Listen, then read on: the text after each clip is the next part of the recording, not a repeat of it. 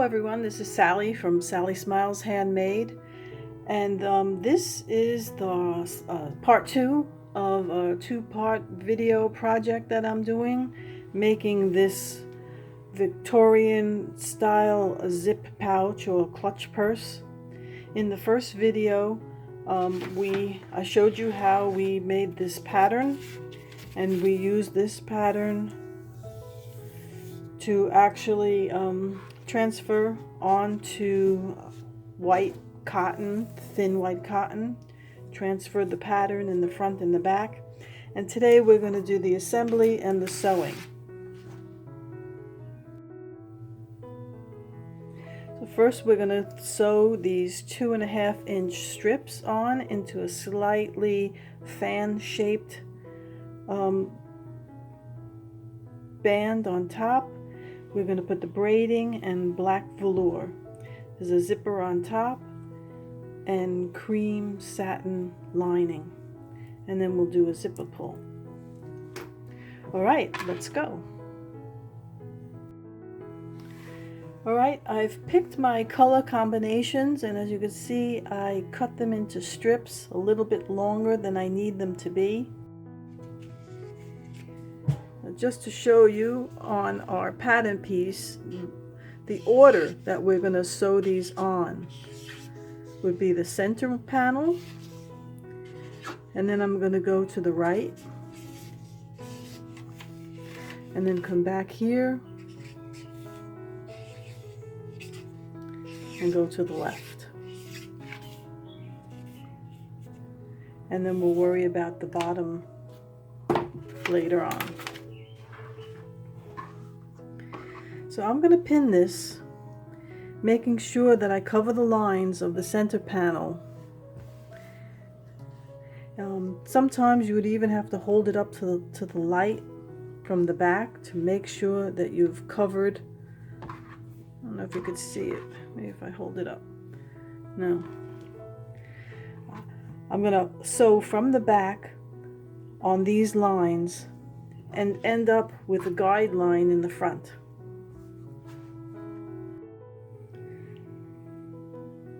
So what we're doing today requires only straight sewing, so it's a perfect time to use my treadle machine.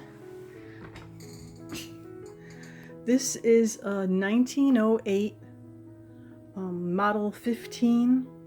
The decals on it are in the Tiffany style or the gingerbread style, so I've nicknamed her Ginger. I love having the opportunity to sew on her. The only bad thing about these old machines is that there's no light. I have to add my own light, but it is non-electric. I'm gonna have to push with my foot, but it's a lot of fun. I really like working on these things. I don't know, it touches something in my heart. I half suspect that maybe in a past life I sewed on one of these things, because I really do get a kick out of using them. Alright, I'll set up and we'll go. So I didn't mention it before, but of course we're making two panels, one for the front, one for the back of the clutch purse. And we're going to sew it on the back, staying on the lines, just going a little bit above and a little bit below. And another reason why this is good for the treadle is because the ends are going to be caught into the seams that I sew, so you don't have to worry about locking down the stitch. I'm starting a little bit above with my needle in, watching that my threads don't get caught, starting the spin and following the line down as best I could.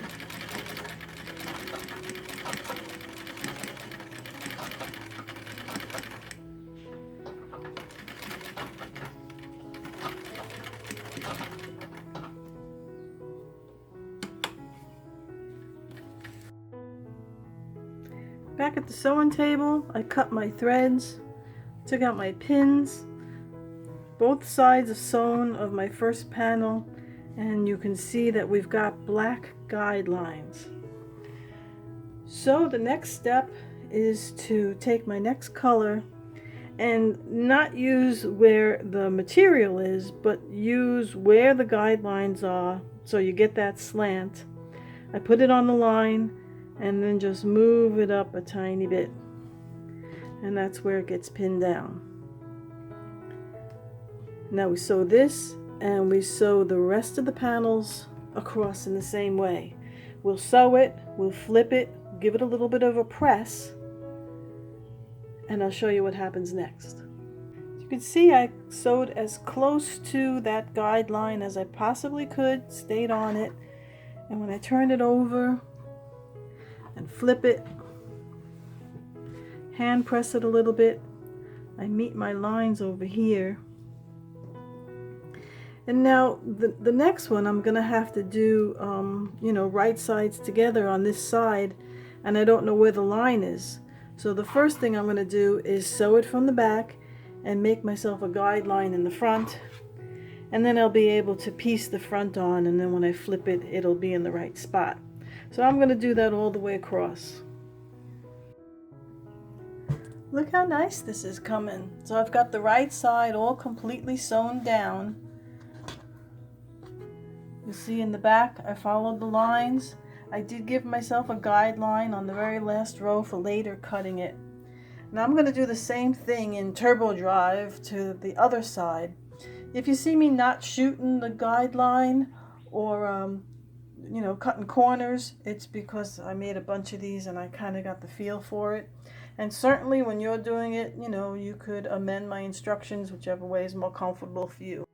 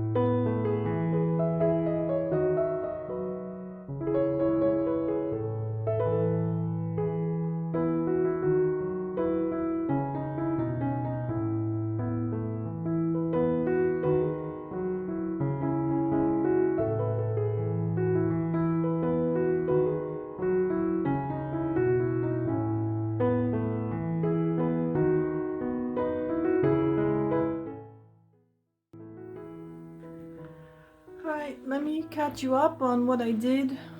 I finished sewing on the panels, and then after I finished I went back and on the top I stitched in the ditch to give it that puffy quilted effect. Came out real nice, the colors match really nicely. I put a batting in the middle and made a sandwich. I did put like a very light cotton in the back, and the reason why I did that is because I find that I don't get as many of these fibers down into the race of my sewing machine when I sew. So after I did that, I actually put a line here, sewed so that's to keep everything together, so that when we put the pieces together they're already like one entity. So after that, I cut all around. See, we're starting to get our shape.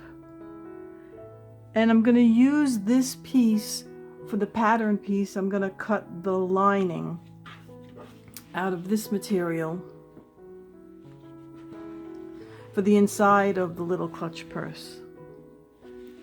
And then the last thing I did was I did go ahead and sew the braiding onto that middle line that we had. I did do it on this machine because this Heritage Singer, has a zipper foot. It worked better than on the treadle. I'm only putting the braiding on one side The other side is just going to have the natural break from the top to the bottom. So I cut out these strips. This is going to be the velour for the bottom. On the back of it, I put a fusible cotton interface because this velour is really stretchy. I'm going to go ahead and sew that onto the bottom. It's going to look very rich. If you remember, I got this velour from this skirt I had. It was a Christmas skirt from way back. It was very pretty on, but it was very hot because of the velour. I hope I'm not sorry that I did that. But anything for my craft. So I'm gonna go ahead and sew this onto the bottom. So bear with me, I'll come back when that's done.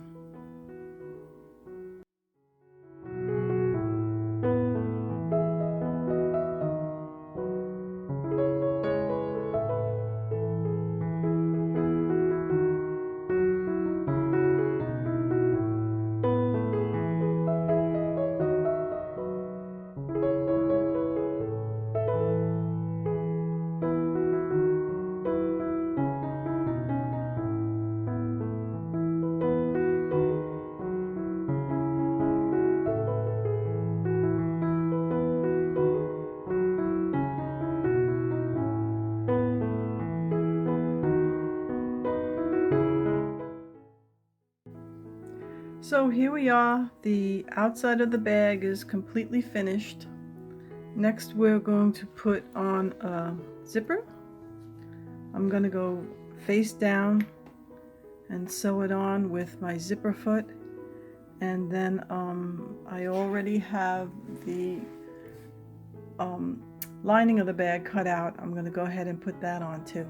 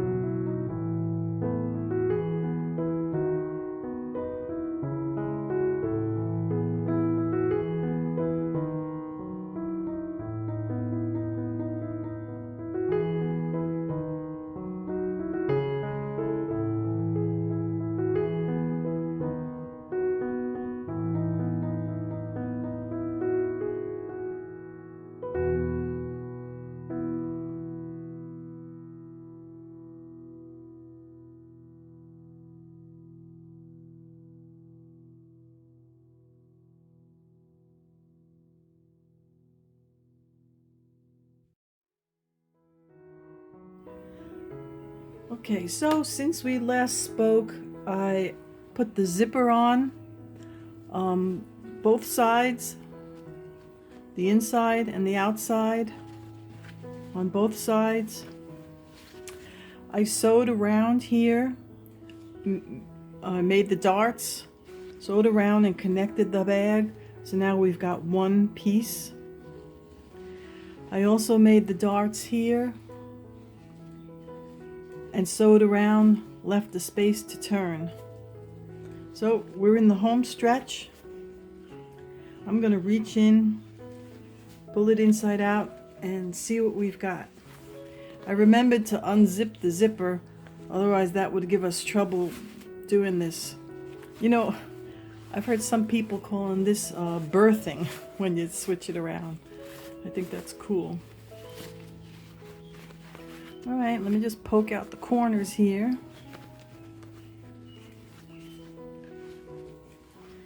Looking good.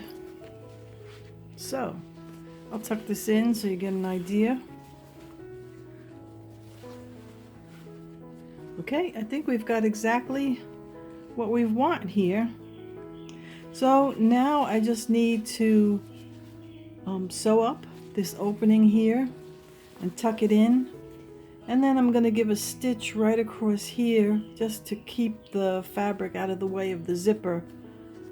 Just makes it more functional. All right, we're almost done.